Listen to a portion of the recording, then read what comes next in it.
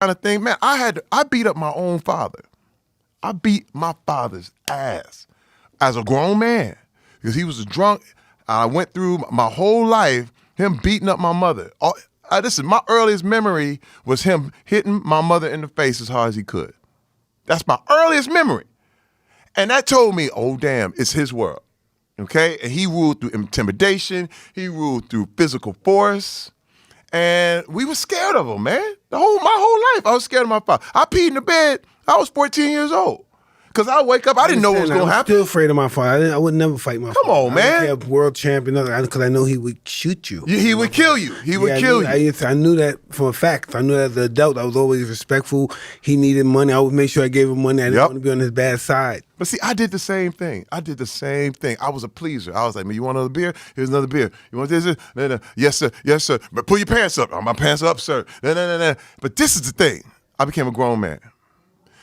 And I said, look, I'm going to bring my family home. I'm going to bring my kids home for Christmas. I'd played in the NFL. I had done this thing. I said, listen, I'm going to bring my kids home for Christmas. I said, please, just don't act up. Just please. My kids have never seen it. My kids have never seen nothing crazy. Man, I bring them home. I'm out there hanging out with my wife and my kids. I'm hanging out with my wife. We about to go out. My kids are left at my home. Man, I get a call from my aunt. Oh, my God. He hit your mama in the face. He knocked her tooth sideways. He knocked her tooth loose. I said, what? Are you kidding me? Like, I spent my whole life trying to keep my kids out of this. And all of a sudden, I bring you home one time. I just ask you promise me you're not going to trip? And he just did that to show me he could do whatever he wanted to do. I said, take the kids to the aunt's house. I dropped my wife off at the aunt's house. I drove to the house. I went home. He was still there. I said, man, it's me and you. And I beat his ass for hours. Now, Mike, let me tell you something. What blew me away, though, I thought I would feel some satisfaction from that.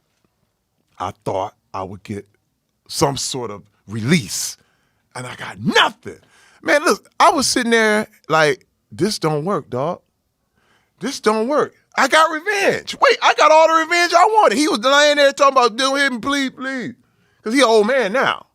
You know what I mean? And I'm going, all right, hey, man, all this beating people ass stuff, it don't work. I mean, when you look at the results of what happened, I was like, I was left emptier. I was just like him. And I was done. I said, you know what? It's just not the way. It's just not the way to go. I choose to not go that route. But first of all, I started to realize, man, hold up.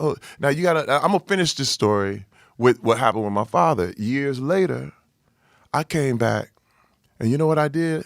I apologized to him. I apologized to my father. I said, man, look, I should have never done that. I was out of sort. I said, even though you were wrong, I made myself even more wrong. And I said, dude, you know what? Terry Crews, I said, I am thankful.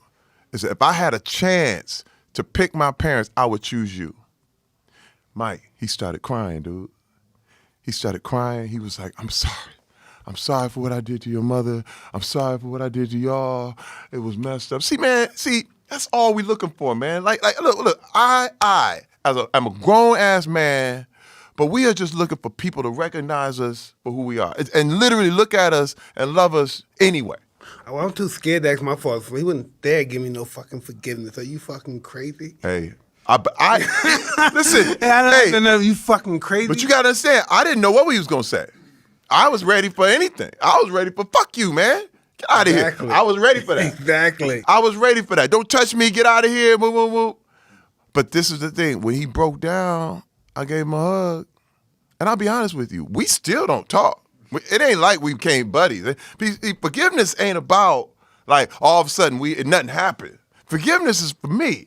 Forgiveness is so I can move on, so I can just like wipe my hands and go to the next step.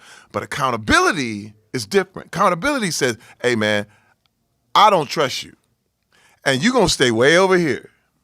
But I forgive you, but I also know who you are.